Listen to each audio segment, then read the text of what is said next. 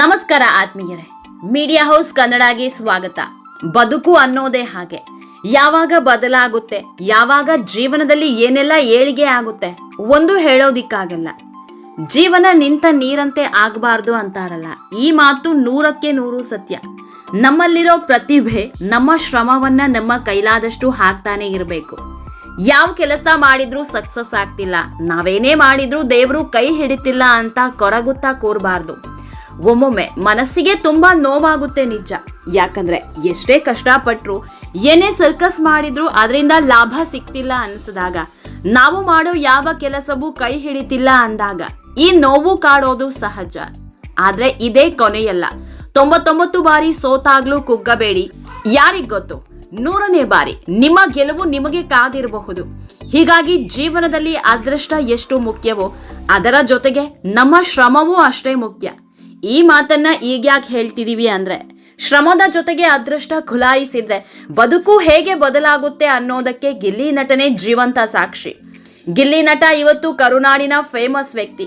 Cinema star ನಟರಿಗೆ ಸಿಗೋ ಮನ್ನಣೆ ಇವರಿಗೆ ಸಿಗ್ತಾ ಇದೆ. ಇಂಥ ಸ್ಟಾರ್ಡಮ್ ಒಂದೇ ದಿನಕ್ಕೆ ಹುಟ್ಟಿದ್ದಲ್ಲ. ಗಿಲ್ಲಿಗೆ ಈ ಸಕ್ಸಸ್ ಏಕಾಏಕಿ ಸಿಕ್ಕಿದ್ದಲ್ಲ. ಸುಮಾರು 7-8 ವರ್ಷಗಳ ಪರಿಶ್ರಮ, ಒಂದ್ ಹೊತ್ತಿನ ಊಟಕ್ಕೂ ಪರದಾಡಿದ್ದ ದಿನಗಳು ಇವತ್ತು ಈ ಹಂತಕ್ಕೆ ತಂದು ನಿಲ್ಲಿಸಿದೆ. ಲೈಟ್ ಬಾಯ್ ಆಗಿ, ಇನ್ನೆಲ್ಲೋ ಕೆಲಸ ಮಾಡಿ, ರೂಮ್ ಬಾಡಿಗೆ ಕಟ್ಟೋದಿಕ್ಕೂ ಆಗದೆ, ಕೊನೆಗೆ ಸ್ನೇಹಿತನ ರೂಮ್ನಿಂದ ಹೊರ ಹಾಕಿಸಿಕೊಂಡು ಇವತ್ತು ಈ ಮಟ್ಟಕ್ಕೆ ಬೆಳೆದಿದ್ದಾರೆ. ನಾನು ಅನ್ಕೊಂಡಿದ್ದು ಆಗ್ತಾ ಇಲ್ಲ, ನನಗೆ ಸಿನಿಮಾ ರಂಗದಲ್ಲಿ ಅವಕಾಶ ಸಿಗ್ತಾ ಇಲ್ಲ, ನಾನು ನಟನೂ ಆಗಲ್ಲ, ನಿರ್ದೇಶಕನೂ ಆಗಲ್ಲ ಅಂತ ಕೈ ಚೆಲ್ಲಿ ಕೂತಿದ್ರೆ ಇವತ್ತು ಊರಲ್ಲಿ ಕುರಿ ಮೇಯಿಸ್ಕೊಂಡಿರ್ಬೇಕಿತ್ತು. ಬೆಂಗಳೂರು ಬಿಟ್ಟು ಊರು ಸೇರಿದ ಮೇಲೂ ಗಿಲ್ಲಿಯ ನಟನಾ ಹುಚ್ಚು ಹೋಗಿರ್ಲಿಲ್ಲ. ಯೂಟ್ಯೂಬ್ ಅನ್ನೇ ವೇದಿಕೆ ಮಾಡಿಕೊಂಡು ನಲ್ಲಿ ಮೂಳೆ ಅನ್ನೋ ಕಾಮಿಡಿ ಮಾಡಿ ಈ ಮಟ್ಟಕ್ಕೆ ಬೆಳೆದಿದ್ದಾರೆ. ಇಂಥ ಸಕ್ಸಸ್ ಒಂದೇ ದಿನದಲ್ಲಿ ಸಿಕ್ಕಿದ್ದಲ್ಲ. ಇವತ್ತು ಗಿಲ್ಲಿ ಅಂದ್ರೆ ಇಡೀ ಕರ್ನಾಟಕಕ್ಕೆ ಗೊತ್ತು. ಆ ಮಟ್ಟಕ್ಕೆ ಬೆಳೆದು ನಿಂತಿದ್ದಾರೆ. ಇಂಥ ಹೊತ್ತಲ್ಲೇ ಇನ್ನೊಂದು ಗುಡ್ ನ್ಯೂಸ್ ಕೊಟ್ಟಿದ್ದಾರೆ. ಗಿಲ್ಲಿ ಬದುಕಲ್ಲಿ ಹೊಸ ಮನ್ವಂತರ ಶುರುವಾಗಿದೆ.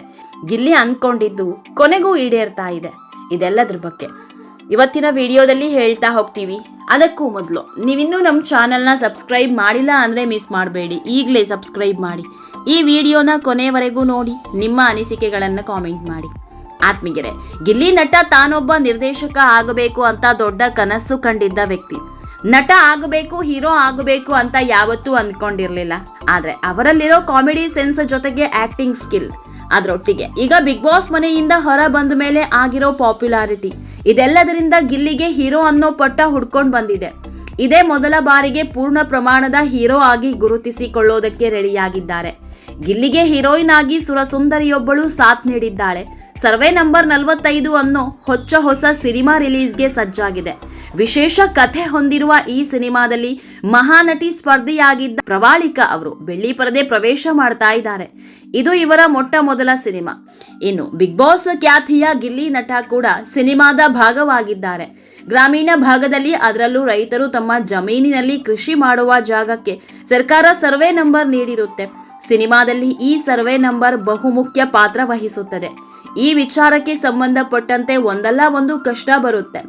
ಹಲವು ಸವಾಲುಗಳನ್ನ ಎದುರಿಸಿ ನಾಯಕ ಹೇಗೆ ಸಮಸ್ಯೆಯನ್ನ ಬಗೆಹರಿಸಿಕೊಳ್ತಾನೆ ಅನ್ನೋದರ ಜೊತೆಗೆ ಭಾವನಾತ್ಮಕ ಸನ್ನಿವೇಶಗಳನ್ನ ಈ ಸಿನಿಮಾದಲ್ಲಿ ಹೆಣೆಯಲಾಗಿದೆ.